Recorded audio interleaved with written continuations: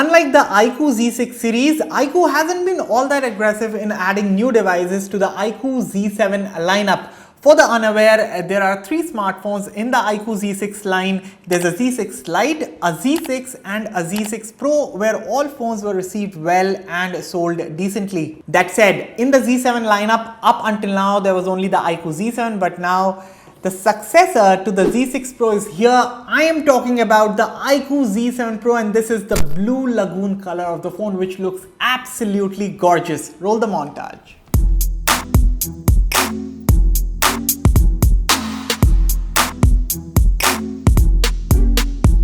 Hello everyone, I'm here for Fiiber, and this is my review of the iQOO Z7 Pro. And before we get on with the rest of the episode, let me tell you, as of recording this video, I don't have the official price of this smartphone, but the expectations are that this phone could be priced for well under 25,000 rupees. And with that, this phone has its sights set on the Nord CE3. So is it better than the Nord CE3? And otherwise also, is it a worthy successor to the iQOO Z7 Pro? Let's talk about it. But of course, if you love watching detailed tech videos such as this, then consider hitting that red subscribe button and also turn on the bell so that you don't miss any of our latest updates. With that said, let's get started. Now the iQOO Z6 Pro has a curved rear panel, which is plastic by the way, and looking at the front, the phone also sports a big chin. But when you look at the design of the iQOO Z7 Pro, this phone does so many things right than its predecessor. So over here you get a dual curved display with short sensation protection along with slim and what looks to be almost symmetrical bezels. Look at the back and it's now a matte rear glass which is smooth to the touch. It has a very premium feel and it is also curved from both the sides. The phone is very slim and very lightweight to hold. There's an IP52 rating for what it's worth. The raised camera island is still there, although there are now two lenses instead of three on the Z6 Pro, and there's a ring flashlight now. We'll talk about the camera in a bit. The bottom houses the SIM tray, a Type-C port, and the phone's single speaker, which is the only major con I can think of here. I think a stereo speaker setup would have done wonders. Buttons are clicky. The fingerprint reader on this phone is very fast and responsive, quite accurate, but just like other Vivo and iQOO phones, I would have loved if the placement would have been slightly higher. Overall, I love the design of the iQOO Z7 Pro. Yes, it has grown in size over the Z6 Pro, but there's no doubt the company has paid attention to details while crafting this smartphone.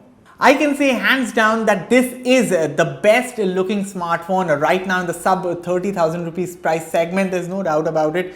And what are your thoughts about this blue lagoon color of the Z7 Pro? Let me know in the comments. Now the iQOO Z7 Pro brings major display upgrades over the iQOO Z7 Pro. So this right here is a 6.78 inch curved AMOLED display. So it has obviously grown in size. But other than this, it is brighter at up to 1300 nits. There's a 120Hz refresh rate, the panel is 10-bit and there is support for HDR10 video playback. So with the screen color profile set to standard, the iQOO Z7 Pro looks sharp and vibrant. Whether I was looking at patterns or colors, everything seemed to look lively, colorful and detailed on the Z7 Pro's screen in our proprietary Fiiber display test. And when it comes to content consumption on YouTube or OTT platforms or while playing games, the display simply looks gorgeous. In fact, when it comes to the display quality, as I said, with support for wideband L1, HDR10 playback, 10-bit colors and the likes, the iQOO Z7 Pro has a top-notch screen. I only wish if iQOO had used a stereo speaker setup here. And by no means the single speaker that you get here is terrible. I mean, it is definitely loud, but you know, the depth that you get, the fullness that you get in a stereo speaker setup, that is something that I found missing on the Z7 Pro's audio output. Listen.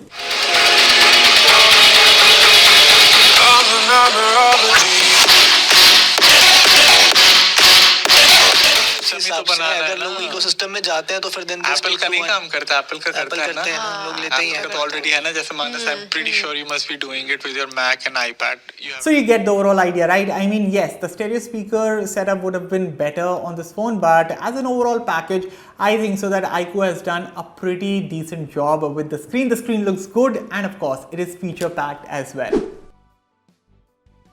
The iQOO Z7 Pro is powered by the 4nm MediaTek Dimensity 7200 SoC coupled with 8GB RAM and up to 256GB storage. On the software side, there's FunTouchOS 13 atop Android 13 with 2 years of Android OS upgrades and 3 years of security patch updates. So before talking about the actual performance, here's a look at the AnTuTu score where I have compared the Z7 Pro's score to the Nord CE score.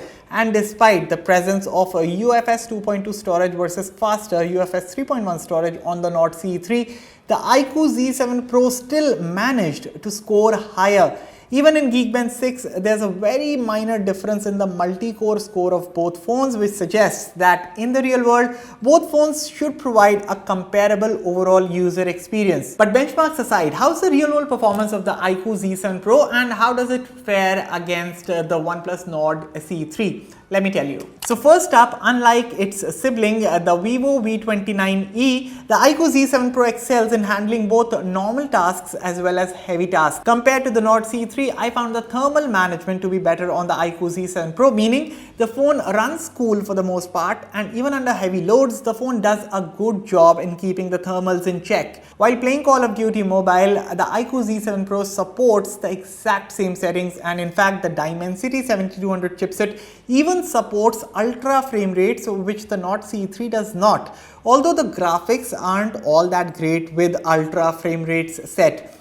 Nonetheless, gaming performance over prolonged sessions was quite good. I did not encounter any major throttling issues. Yes, I did see a slight frame drop or stutter here and there, but in the larger scheme of things, the gaming performance is very good on the Z7 Pro. Also, despite boasting the same touch sampling rate of up to 1200 Hz as the Nord CE, I found the taps and touches to be more accurate on the iQOO Z7 Pro. As for the software performance, I recently used the Vivo V29e with the same FunTouchOS 13 build, and similarly the user experience has been good here.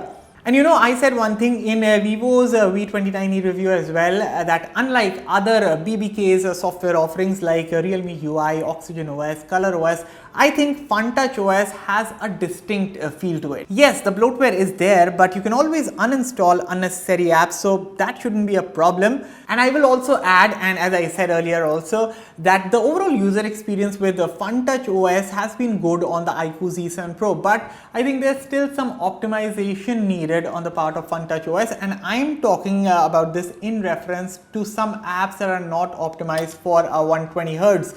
For instance, I use YouTube a lot, and seeing it run on 60 Hz was a bummer. Again, nothing that a software patch cannot fix, so I hope iQOO and Vivo look into this matter. And yes, overall FunTouchOS 13 is a feature-packed skin. It feels light in operation and there's not much to complain about. And one last piece of feedback would be this, that while the iQOO Z7 Pro does support 2 years of Android OS upgrades, I think iQOO and other brands also should start adding at least 3 years of Android OS upgrades, even in the sub 25,000 price space, because given the hardware that this phone is getting, I think so it can easily handle like future builds of Android. So that is one piece of feedback that I wish companies address. The iQOO Z7 Pro features a 4600 mAh battery under the hood, which is slightly less than the 4700 mAh battery under the hood found inside the iQOO Z6 Pro. The charging speeds are still the same at 66 watt, while you are getting an 80 watt charger in the box. Now, despite the relatively smaller battery in comparison to the Nord CE, I found the endurance to be more or less the same as the Nord CE. With moderate to heavy usage, this is easily a one-day phone. On a normal work day where I would start at 10 AM with 100% battery to 8 PM in the night, with usage involving lots of calls, texts, browsing, as well as uploading and downloading on social media, along with watching a bunch of YouTube videos, the Z7 Pro used to have around 30% battery left consistently. For context, an hour of 1080p YouTube video playback drained 7% of battery, and an hour of playing Call of Duty Mobile at very high graphics and very high frame rates drained 12% of battery. Now, of course, your mileage may vary from mine, but overall for a battery that is 4600 mAh, I think so the optimization on the iQOO Z7 Pro is quite good, and the battery life on a whole is again quite good. The iQOO Z7 Pro features a 64 megapixel primary OIS camera coupled with a 2 megapixel depth sensor. The front is graced by a 16 megapixel camera situated in a tiny hole punch cutout. Now iQOO boasts quite a lot about the portrait camera capabilities of the Z7 Pro, and long story short, the phone does not disappoint with the results. Shots taken in favorable lighting conditions are sharp and detailed with excellent dynamic range. I don't know how do I put this for a sub 25,000 rupees phone, but photos clicked on the Z7 Pro are one of the best I've seen in phones from this price range, and definitely better than the photos clicked from say a Nord CE3. Now Imam is already prepping a full-blown comparison video between the Z7 Pro and the Nord CE3, while I am also prepping for a battery and performance test comparison between the Z7 Pro and the Nord CE3. So if you don't want to miss those videos, then definitely stay tuned and subscribe to the channel if you haven't already. But coming back to the camera performance, well, the photos taken for the most part look good. Color reproduction in photos is natural. The white balance tends to slightly fall on the cooler side of the spectrum, but again, the photos look good. Night photography is also fine given there's a decent amount of artificial light around. Expect to see natural looking photos, and never does the phone try to extra brighten an image, which is something that I really like about Z7 Pro's night performance. As for the selfies, well, they also look quite good. Normal as well as portrait selfies are sharp and detailed. Color reproduction is on point along with superb edge separation in portrait photos. Night selfies could have been better, but overall, given good light, selfie performance is bang on. So right now I'm shooting from the rear camera of the iQOO Z7 Pro. This is the 4K 30 FPS recording, and you know, the footage actually looks quite good. I mean, the stabilization is good, the colors look quite nice, vibrant and contrasty. You know, I would have loved if there was a 4K 60 FPS option also, but okay, I think we'll have to settle for 4K 30 FPS, which nonetheless looks quite good. What do you think about the overall quality of the footage? What do you think about the stabilization? How does my audio sound? Let me know everything in the comments. And next up is the selfie video. Now, unlike the rear camera, you can only shoot up to 1080p 30 FPS video on the iQOO Z7 Pro, and this is the kind of quality that you get. So remember in the video I pointed out one con of the phone, that is the single speaker. You know, the other con, if I have to point out, would be the front video recording. This could have been better. As you can see right now, I've moved into the sun. HDR performance is not all that great. I mean, the way the phone deals with highlights also, see my forehead, look at my forehead, how the sun is like shining. It's not able to control the highlights properly. So definitely some tuning required when it comes to the front video recording. Of course, capped at 1080p 30 fps is the kind of quality that you get. No stabilization. How does my audio sound? Let me know all your thoughts in the comments, and next up is the verdict. Now, as of recording this video, I haven't yet shot the battery performance test comparison between the Z7 Pro and the Nord CE3. But given the kind of performance that I've seen with this smartphone, yes, the Nord CE3 has a bigger battery, and I'm expecting that it will come out on top in the battery performance test. But I'm sure that this phone will not easily give up, and definitely not without giving a good fight to the Nord CE3. And overall, I think if this phone does end up being priced for under 25,000 rupees, it can give the Nord CE3 a good run for its money, and probably this is one of the finest looking and finest performing sub 25,000 rupees devices that I have reviewed in a good time. Fiiber rates the iQOO Z7 Pro a solid 8 out of 10. But yes guys, you let me know your thoughts about this smartphone in the comments, and what do you think about this blue lagoon color? I think it's gorgeous, but you also let me know your thoughts. Everything in the comments, and as always, for all the latest in tech, stay tuned to Fiiber. I'll catch you all in the next one. Thank you for watching.